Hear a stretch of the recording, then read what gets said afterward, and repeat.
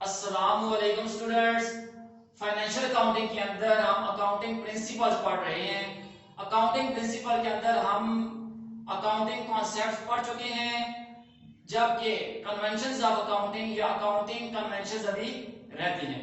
तो accounting concepts के अंदर हमने 8 कॉन्सेप्ट पढ़े थे, जैसा कि separate equity, separate entity concept था, मैचिंग कॉन्सेप्ट हो गया, कॉस्ट कॉन्सेप्ट हो गया, ठीक है, डू और एस्पेक्ट कॉन्सेप्ट हो गया।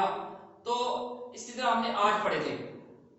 अब हम पढ़ेंगे conventions of conventions, accounting conventions. उनमें हम पहला पढ़ेंगे कन्वेंशन ऑफ कंजर्वेटिज्म। तो कन्वेंशन की मीनिंग जैसा कि हमें पता है, इज्तिमा हो गया, ठीक है, रवाज की मीनिंग देता है, ऐहद व पैमा की मीनिंग देता है, या इसे हम कहते हैं कि एग्रीमेंट बिटवीन पार्टीज। तो ये कन्वेंशन हमें ये बताता है कि कन्वेंशन यानी कन्वेंशन हमें ये बताते हैं कि अकाउंटेंट जब, पहले तो बात करें ना कन्वेंशन की, कन्वेंशन ये हमें बताते हैं कि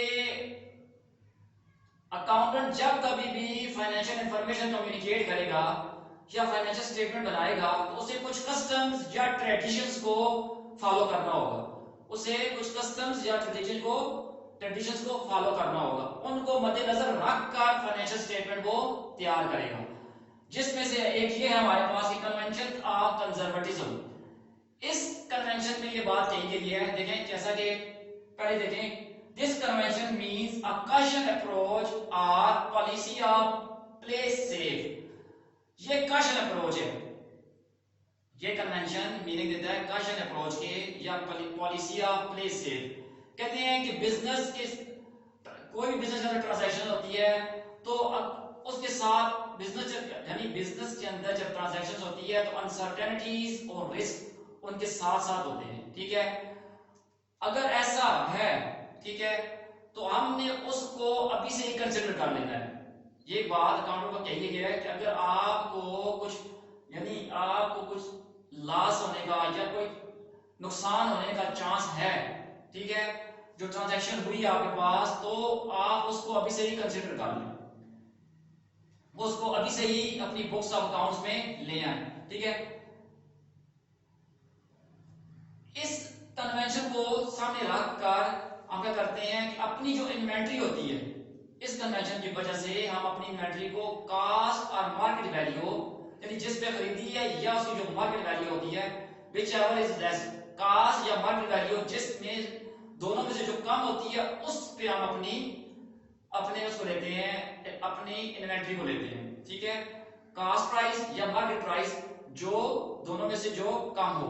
इसका मतलब ये हुआ कि कन्वेंशन ऑफ कंजर्वेटिज्म जो है हमारे करंट एसेट्स को मुतासर कर रहा है, जैसे इन्वेंट्री हो गया। इसी को ही सामने रखकर provision for doubtful debts create की जाती है। प्रोविजन फॉर डाउटफुल डेट्स इसी को ही सामने रखकर यानी इसी कन्वेंशन को या इस कंजर्वेटिज्म को सामने रखकर provision for doubtful debts create किया जाता है कि फ्यूचर जो अभी हमने सेल की है, फ्यूचर में डेटर्स हमें पैसे देने हैं तो वो हमें कितने कम देंगे, ठीक है, कितने चांसेस है, कितने परसेंट सेल्स का या डेटर्स का कितने परसेंट चांस है कि वो हमें नहीं मिलेगा। जैसे हम कहते हैं 5%, 3%, 2%, तो वो इसी कन्वेंशन की बेस पे जा रहा होता है। बहरहाल इस कन्वेंशन में ये बात कही गई है कि आप अपने इन्वेंट्री को कॉस्ट और market price which ever is less उस पे दें, ठीक है। फिर देखें इसको कहा गया है, इस कन्वेंशन में ये बात कही गई है कि anticipate no profit but provide for all possible losses, कि आप प्रॉफिट को एंटिसिपेट नहीं कर सकते, आप उसकी उम्मीद नहीं रख सकते कि आपको फ्यूचर में प्रॉफिट होने वाला है, उसे आप अभी बुक्स में ले आए ना। आपको अगर फ्यूचर में जो आपको नुकसान होने वाला है उसको आपने कंसिडर करना है, उसे आपने बुक्स ऑफ अकाउंट्स के अंदर लेकर आना है। जैसे देखें प्रोविजन फॉर डाउटफुल डेट्स हो गया, तो या आपकी इन्वेंट्री जो है वो अभी गोदाम के अंदर फर्ज करते हैं 1 लाख की है तो मार्केट वैल्यू उसकी 80,000 है, तो आपने इसको फिर 80,000 रुपए कंसिडर करना है, क्योंकि ये भी हमारा करंट एसेट है, ठीक है, डेट्स भी हमारे करंट एसेट्स थे। तो बहरहाल कन्वेंशन ऑफ कंजर्वेटिज्म जो है इसको कन्वेंशन ऑफ एक है कन्वेंशन ऑफ फुल डिस्क्लोजर में क्रिटिसाइज किया गया है। क्रिटिक्स ने इसको क्रिटिसाइज किया है कि ये जो कन्वेंशन है ये मिसलीड करता है। यानी कैसे? ये इसको अकाउंटेंट यूज करके सीक्रेट रिजर्व क्रिएट कर लेता है। ठीक है, सीक्रेट रिजर्व क्रिएट करता है कैसे? यानी अब अकाउंटेंट क्या करे कि प्रोविजन फॉर डाउटफुल डेट्स ज्यादा क्रिएट कर दे। तो यानी ये कन्वेंशन जो है इसको कन्वेंशन ऑफ फुल डिस्क्लोजर में क्रिटिसाइज भी किया गया है कि ये जो होता है पैसा रिजर्व कर लेता है, सीक्रेट रिजर्व भी अकाउंटेंट इससे क्रिएट कर सकता है, लोगों को मिस गाइड भी कर सकता है। ठीक है, तो कहने का मकसद ये है कि हमारा टॉपिक ये है कि कन्वेंशन ऑफ कंजर्वेटिज्म के कन्वेंशन ऑफ कंजर्वेटिज्म में ये बात की गई है कि अगर आपको फ्यूचर में प्रॉफिट होने वाला है तो उसको एंटिसिपेट ना करो।